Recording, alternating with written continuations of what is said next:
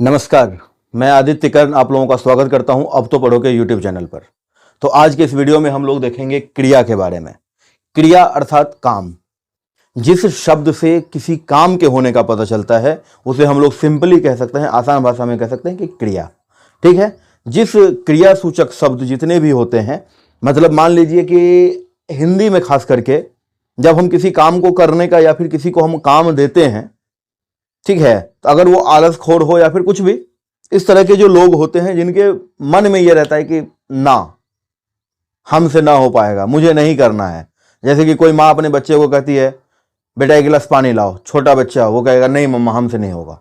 तो ये जो नहीं ना ये है ना, तो खास करके जितने भी क्रिया सूचक शब्द होते हैं हिंदी में उसमें आप देखेंगे कि ना लगा होता है। जैसे पढ़ना, लिखना, बोलना, हंसना, चलना, दौड़ना, गिरना, पढ़ना, एवरीथिंग। खैर, कम टू द पॉइंट। हम लोग यहां पे देख सकते हैं कि यहां पर कह रहा है क्या कि जिस शब्दों से किसी कार्य का होना या करने का बोध होता है, जिस शब्द से किसी काम के होने का पता चले उसे हम लोग कहेंगे क्रिया। ठीक है। क्रिया का रूप लिंग, वचन और पुरुष के आधार पर बदल जाता है। पुरुष मतलब समझ गए होंगे, है ना, उत्तम पुरुष, मध्यम पुरुष, अन्य पुरुष। बोलने वाला उत्तम पुरुष फर्स्ट पर्सन, सुनने वाला या फिर जिससे हम बोल रहे हैं वो क्या होगा, उसे हम लोग कहेंगे सिंपली मध्यम पुरुष सेकंड पर्सन, और थर्ड पर्सन जिसके बारे में बात की जा रही है। आइए तो हम लोग यहां पर बढ़ते हैं आगे। कह रहे हैं कि क्रिया का रूप लिंग, वचन और पुरुष के अनुसार बदल जाता है। तो लिंग के आधार पर क्रिया का रूप कैसे बदलेगा, तो राम खा रहा है और सीता खा रही है। ठीक है। वचन के आधार पर अगर हम बात करेंगे तो क्या हो जाएगा, है ना, लड़का खेल रहा है, लड़के खेल रहे हैं। तो इस प्रकार से जो है सो ये क्या होता है, बदल जाता है। अगर इसके हिसाब से बात करें, पुरुष के हिसाब से बात करें, तो अगर मान लीजिए उत्तम पुरुष में है मैं पढ़ता हूं, है ना, और इसी को अगर मध्यम पुरुष में चले जाएंगे तो क्या हो जाएगा, तुम पढ़ते हो, है ना। तो इस प्रकार से इसके रूप बदल जाते हैं। क्रिया के मूल रूप को धातु कहते हैं। क्रिया का जो मूल रूप होता है, मेन जो उसका फॉर्म होता है अपना, उसे हम लोग धातु कहते हैं। धातु में ना जोड़ने से क्रिया का सामान्य रूप बन जाता है। जैसा कि मैंने अभी आप लोगों को बताया ना कि क्रिया में धातु में अगर ना जोड़ देने से उसका सामान्य रूप बन जाता है। सामान्य रूप मतलब जैसे मान लीजिए कि पढ़, पढ़ एक धातु है, लिख, खा, पी, है ना, इसी रूप को हम लोग यूज नहीं करते हैं, इस्तेमाल नहीं करते हैं। इसके सामान्य रूप को या फिर अन्य किसी रूप को जो कि वचन, लिंग, पुरुष के आधार पर जो बदल जाते हैं उसका उपयोग करते हैं हम लोग। तो पढ़ में अगर ना लगा दिए तो क्या हो गया, ये पढ़ना। ठीक है। आगे बढ़ते हैं। कह रहा है कि धातु के रूप की अगर बात की जाए तो इसमें कह रहे हैं कि दो प्रकार के हैं, मूल धातु और यौगिक धातु। आइए बारीकी से इसके समझते हैं हम लोग बहुत आसान तरीका से। मूल धातु, मूल का मतलब क्या होता है, मेन, जो है वो। ठीक है। और यौगिक का अर्थ होता है जुड़ा हुआ। अब आगे बढ़िए। मूल धातु जो स्वतंत्र धातु भी कहलाता है। मूल धातु को स्वतंत्र धातु भी कहते हैं क्योंकि यह किसी दूसरे शब्द पर निर्भर नहीं होता है, वो अपने आप में स्वतंत्र होता है ना, इंडिपेंडेंट होता है। इसीलिए इसे हम लोग क्या कहते हैं, मूल धातु को स्वतंत्र धातु भी कहते हैं। जैसे कि खा, पी, चल, लिख, पढ़, जा, है ना, तो इसे किसी दूसरे शब्द की आवश्यकता नहीं है। दैट्स वाई इसे हम लोग क्या कहेंगे, मूल धातु। क्लियर। आगे बढ़ते हैं यौगिक धातु पर। तो कह रहा है कि यौगिक धातु को संयुक्त धातु भी कहा जाता है। क्यों, क्योंकि यह किसी अन्य धातु, संज्ञा या विशेषण से जुड़ करके बनता है। यह स्वतः नहीं बनता, यह किसी अन्य धातु से, संज्ञा से या विशेषण से जुड़ करके बनेगा। इसीलिए इसे हम लोग कहते हैं यौगिक धातु। जैसे कि पढ़, पढ़ में ना जोड़ दिए तो पढ़ में आना जोड़ दिए तो पढ़ाना। ठीक है। लज्जा, लज्जा क्या है, विशेषण आ गया, इसमें आ गया लजाना, तो क्रिया। सॉरी। आगे बढ़े हम लोग। तो कह रहे हैं कि प्रयोग के आधार पर क्रिया को दो भागों में बांटा गया है। प्रयोग के आधार पर क्रिया को दो भागों में बांटा गया है। सकर्मक क्रिया, सकर्मक क्रिया किसे कहेंगे, अब देखो नाम से क्लियर है। मैं बार बार बताता हूं आप लोगों को, हमारे इस YouTube चैनल पर जितने भी वीडियोस देखेंगे उसमें ऑलमोस्ट वीडियोस में मैं बताता हूं कि परिभाषा को अगर याद रखना है तो उसके नाम का एनालिसिस करके रखें। परिभाषा अगर आप भूल भी जाओगे, वर्ड बाय वर्ड क्या लिखा है या क्या लिखा गया है किताब में, क्या गुरुजी ने पढ़ाया, शिक्षकों ने क्या पढ़ाया, अगर आप भूल जाते हो कोई फर्क नहीं पड़ता, अगर आप नाम को एनालाइज अच्छे से कर लोगे और नाम को अगर आप सही से समझ जाओगे तो परिभाषा क्या आपका उसका उदाहरण में भी कोई कंफ्यूजन नहीं होगा। खैर, सकर्मक का मतलब होता है, स मतलब होता है सहित, और कर्मक मतलब कर्म। मतलब क्या, वाक्य में जिस क्रिया का असर कर्म पर पड़े। क्लियर है? जिसका असर किस पे पड़े? कर्म पर पड़े, उसे हम लोग सकर्मक क्रिया कहते हैं। जैसे अध्यापक ने लड़के को पीटा, तो पीटना यहां पर एक क्रिया है और इसका असर किस पे पड़ रहा है? तो लड़कों पे। लेकिन काम कर कौन रहा है? अध्यापक। सॉरी, अध्यापक जो है सो काम करने वाला, मतलब कि कर्ता, और कर्म कौन है? तो लड़के। लेकिन पीटने का जो असर है वो किस पे, क्रिया का असर किस पे पड़ रहा है? तो लड़के पे पड़ रहा है, इसीलिए इसे हम कहेंगे सकर्मक क्रिया। क्लियर है? सकर्मक क्रिया को दो रूप में बांटा गया है, एक कर्मक सकर्मक क्रिया और द्विकर्मक सकर्मक क्रिया। अब फिर से मैं आपको वही चीज कहूंगा कि नाम को गौर से देखें, एक कर्मक और द्विकर्मक। जिसमें सिर्फ एक कर्म होगा उसे एक कर्मक सकर्मक क्रिया कहेंगे। मतलब क्या, सकर्मक तो वो होगा, सकर्मक क्यों होगा? क्योंकि क्रिया का असर कर्म पे पड़ेगा। लेकिन अगर उसमें सिर्फ एक कर्म है तो उसे हम लोग क्या कहेंगे? एक कर्मक सकर्मक क्रिया। द्विकर्मक सकर्मक क्रिया की अगर बात करते हैं तो द्विकर्मक सकर्मक क्रिया मतलब कि जिसमें दो कर्म होंगे, पहला कर्म हमेशा प्राणीवाचक होगा और दूसरा जो कर्म होगा वो हमेशा निर्जीव होगा। ठीक है? प्राणीवाचक मतलब कि सजीव, और दूसरा जो होगा वो निर्जीव होगा। दो कर्म रहेंगे उसमें और क्रिया का असर दोनों कर्मों पर पड़ेगा, उसे हम लोग कहेंगे द्विकर्मक सकर्मक क्रिया। किस प्रकार से? तो देखिए, श्याम अपने भाई के साथ टीवी देख रहा है। श्याम अपने भाई के साथ टीवी देख रहा है, तो आप देख सकते हैं कि भाई और टीवी दो यहां पर क्या आ गए? कर्म आ गए, और श्याम यहां पर कर्ता है। ठीक है? अब आइए आगे बढ़े, तो यहां पर भाई जो है तो क्या है? प्राणीवाचक। पहला प्राणीवाचक कर्म होगा और दूसरा जो होगा निर्जीव होगा। इसे हम लोग कहेंगे द्विकर्मक सकर्मक क्रिया। कोई दिक्कत, कोई परेशानी नहीं होनी चाहिए। आगे हम देखते हैं, दो भागों में बांटा गया, तो पहला सकर्मक। सकर्मक के दो प्रकार होते हैं। आगे हम लोग देखेंगे कि अकर्मक क्रिया क्या होता है। फिर से नाम पढ़ाइए। अ मतलब क्या होता है? नहीं। जैसे मर मतलब मरना और अमर मतलब जो ना मरे, तो अ लगा देने से निगेटिव सेंस आ जाता है, नहीं का अर्थ आ जाता है। ठीक है? तो अकर्मक क्रिया मतलब क्या? या तो हम कह सकते हैं कि जिसमें कर्म ही ना हो, ऐसा वाक्य जिसमें कर्म ना हो, या फिर कर्म हो लेकिन क्रिया का असर किस पे पड़े? कर्ता पे पड़े, कर्म पर ना पड़े। कर्म पर अगर असर पड़ेगा तो सकर्मक, और कर्म या तो हो ही नहीं, या तो कर्म का असर क्रिया का असर पड़ेगा तो किस पे? कर्ता पे, करने वाले पे। जैसे मोहन पढ़ता है, तो पढ़ना यहां पर क्रिया है, लेकिन इसका असर किस पे पड़ रहा है? तो डायरेक्ट जो पढ़ रहा है उस पे पड़ रहा है। आप पढ़ेंगे तो आप पे ना असर पड़ेगा, आप समझ पाएंगे ना कि आपने क्या पढ़ा, आप विद्वान होंगे, एग्जाम अच्छे से आप पास कर पाएंगे, है ना? तो जो पढ़ेगा, मतलब ऐसे क्रिया जिसमें क्या हो, तो जिसका असर करने वाले पर मतलब कि कर्ता पर पड़े, उसे हम लोग अकर्मक क्रिया कहते हैं। समझ में आ गया? तो यह था कि प्रयोग के आधार पर दो प्रकार के।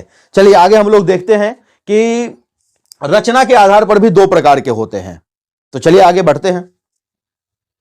तो देखो, बहुत सलीके से देखना है, बहुत पेशेंस के साथ, कि रचना के आधार पर क्रिया के कितने भेद हैं। तो रचना के आधार पर क्रिया दो प्रकार के होते हैं, दो भेद होते हैं, मूल क्रिया और यौगिक क्रिया। यौगिक क्रिया के बारे में मैंने आपको धातु में भी बताया था ना कि धातु दो प्रकार के होते हैं, मूल धातु और यौगिक धातु। ठीक उसी प्रकार से आप समझ लीजिए कि रचना के आधार पर भी दो प्रकार के होते हैं, मूल क्रिया या फिर मूल धातु, और यौगिक क्रिया या फिर यौगिक धातु। इसके बारे में हम आप लोगों को बता रहे थे कि मूल क्रिया जो होता है या मूल धातु जो होता है उसमें ज्यादा अंतर नहीं होता। जो क्रिया मूल धातु से बना हो उसे ही मूल क्रिया कहते हैं, या मूल को रूढ़ भी कही जाती है। ठीक है? जैसे कि लिख, लिख से क्या बना है? लिखना। रो, रो से क्या बना? रोना। तो इस प्रकार से जो मूल धातु से जो क्रिया बने हैं उसे हम लोग क्या कहेंगे? मूल क्रिया कहेंगे या रूढ़ क्रिया कहेंगे। यौगिक क्रिया, तो यौगिक का अर्थ होता है संयुक्त, जोड़ना या जुड़ना। तो यह मूल क्रिया संज्ञा या फिर विशेषण में प्रत्यय लगाकर बनाया जाता है। ध्यान रखिएगा इन चीजों का। कह रहा है क्या कि यौगिक क्रिया जो होता है वह क्या होता है, तो मूल क्रिया, संज्ञा या फिर विशेषण शब्द में प्रत्यय लगा करके बना दिया जाता है। जैसे बताना, तो बात से बताना बना है, ठीक है। लिखवाना, लिखना से क्या बना है, लिखवाना। हंसना से हंसाना। तो मूल क्रिया हो, संज्ञा हो या फिर विशेषण हो, इस प्रकार से जो है इसको क्या किया जा सकता है, बनाया जा सकता है। तो उसे यौगिक क्रिया कहेंगे। जोड़ करके बनाने वाले को यौगिक क्रिया कहेंगे। यौगिक क्रिया के प्रकार 5 प्रकार के होते हैं, ठीक है। यौगिक क्रिया कितने होते हैं, 5 प्रकार के होते हैं। कैसे, तो नाम धातु क्रिया। अब देखो नाम से फिर क्लियर है, नाम धातु, नाम बताओ, संज्ञा को, नाम किसी चीज का जो नाम होता है उसे हम संज्ञा कहते हैं। संज्ञा के स्थान पर जो इस्तेमाल किया जाता है उस शब्द को सर्वनाम कहते हैं। और संज्ञा और सर्वनाम का जो विशेषता बताए, है ना, उसे हम लोग क्या कहते हैं, विशेषण कहते हैं। तो 5 प्रकार के होते हैं, जैसे कि नाम धातु क्रिया। नाम धातु क्रिया में हम लोग देख सकते हैं कि जिस क्रिया का निर्माण संज्ञा, सर्वनाम या फिर विशेषण से होता है उसे हम लोग क्या कहेंगे, नाम धातु। मैंने बता दिया ना, संज्ञा, सर्वनाम और विशेषण।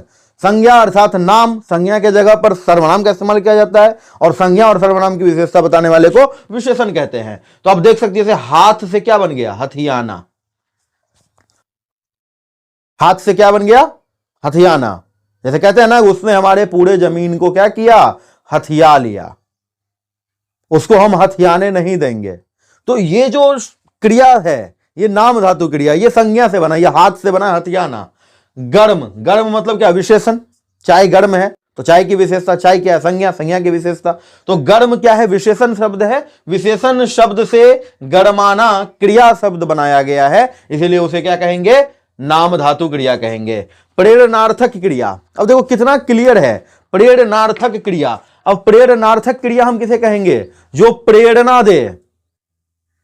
ऐसे क्रिया सूचक शब्द जिससे आपको यह पता चलता है, यह बोध होता है कि कर्ता वह काम को खुद नहीं करके किसी और से करवा रहा है या किसी और को करने के लिए प्रेरित कर रहा है, तो वैसे शब्द को, वैसे क्रिया सूचक शब्द को प्रेरणार्थक क्रिया कहेंगे। जैसे राधा कृष्ण से मुरली बजवाती है, राधा कृष्ण से मुरली बजवाती है, तो राधा खुद नहीं कर रही है वह काम।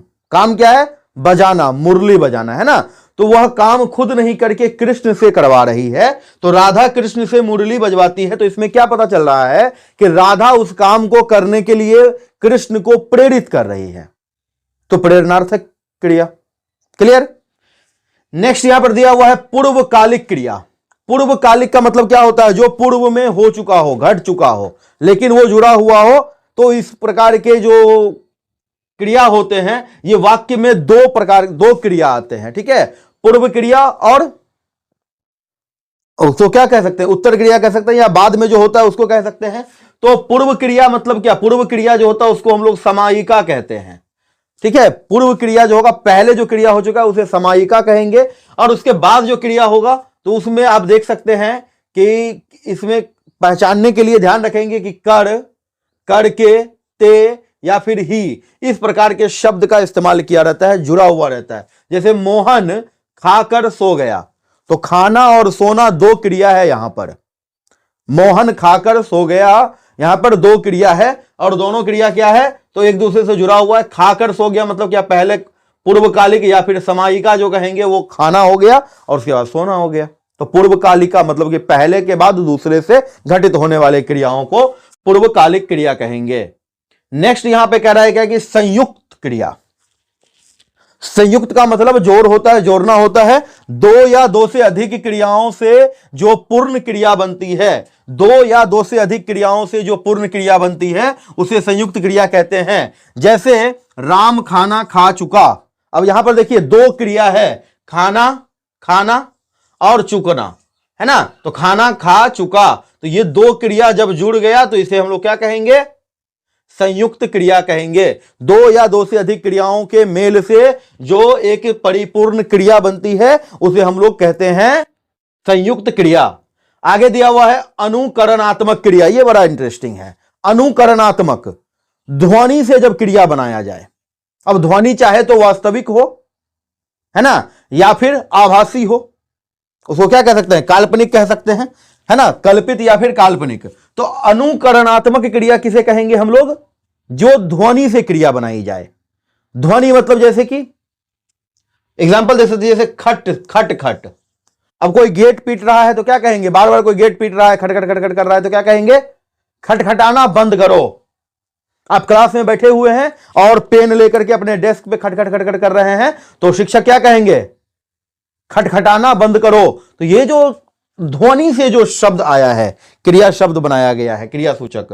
तो खट खट से खटखटाना, भन भन से भन भनाना। अगर कोई व्यक्ति ऐसे वक्त मतलब ऐसे बोल रहा है जो आपको समझ में नहीं आ रहा है लेकिन वो कर रहा है, उसको हम क्या कहेंगे, अरे भन भनाना बंद करो।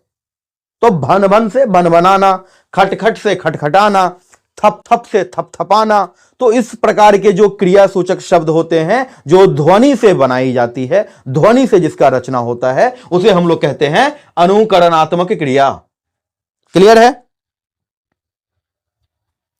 तो आप लोग इसका स्क्रीनशॉट ले लीजिए। हाँ, तो हम लोग देख सकते हैं कि अर्थ के आधार पर जो है वो क्रिया के कुछ प्रकार होते हैं। देखिए, इसको अर्थ के आधार पर इसलिए कहा गया क्योंकि ये सिर्फ और सिर्फ अर्थ के हिसाब से है। जैसे मान लीजिए कि आरंभ बोधक संयुक्त क्रिया यहां पे दिया हुआ है, तो आरंभ का मतलब क्या होता है, शुरुआत, शुरू होना। तो जब किसी क्रिया से किसी कार्य के शुरू होने का पता चले उसे आरंभ बोधक संयुक्त क्रिया कहेंगे। और ये जितने भी प्रकार होंगे अर्थ के आधार पर वो आप ध्यान रखेंगे कि संयुक्त क्रिया ही हो सकते हैं।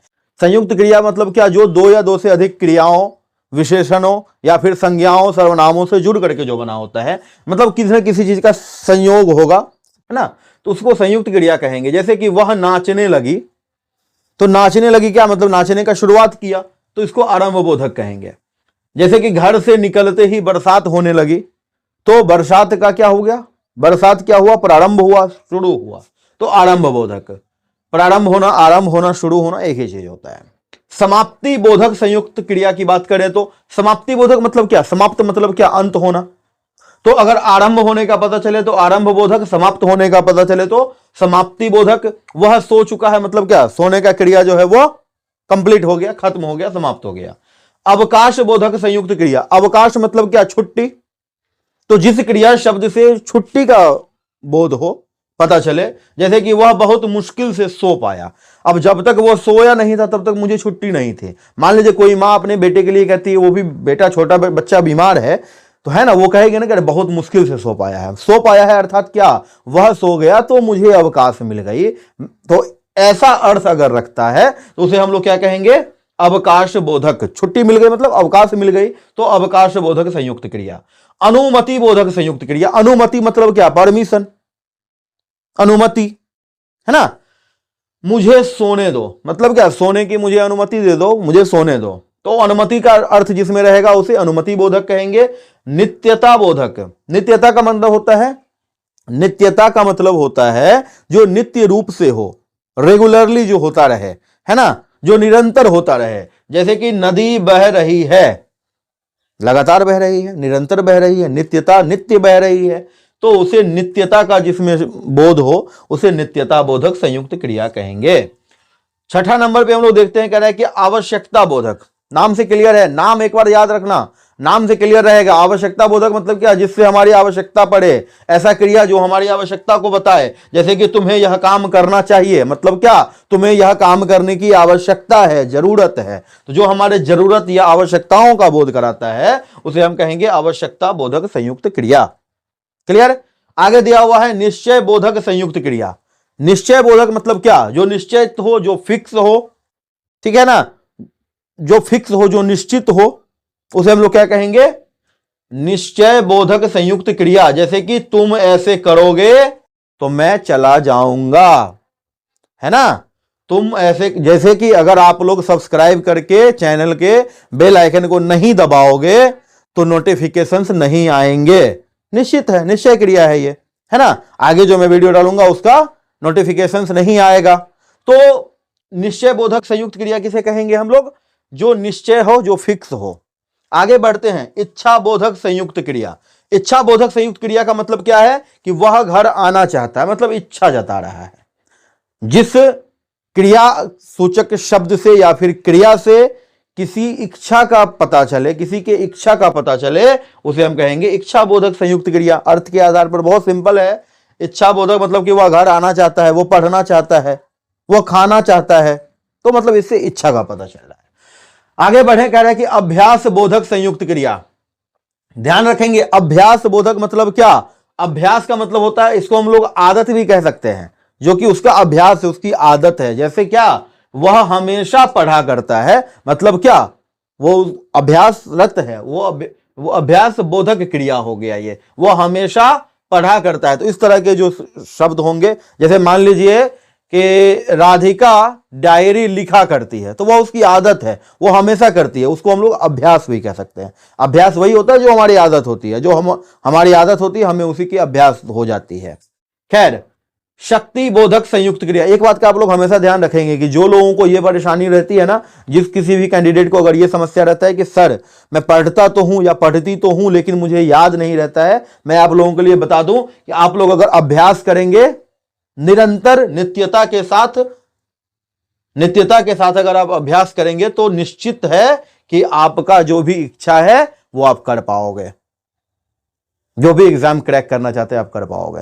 तो ध्यान रखेंगे इस चीज का कि शक्ति बोधक संयुक्त क्रिया। शक्ति बोधक मतलब क्या? जो मैं कर सकता हूं, जिसमें मुझे पावर है ना, मतलब क्या? करने की क्षमता है। तो ऐसे क्रिया को, जैसे कि मैं पढ़ सकता हूं, शक्ति बोधक।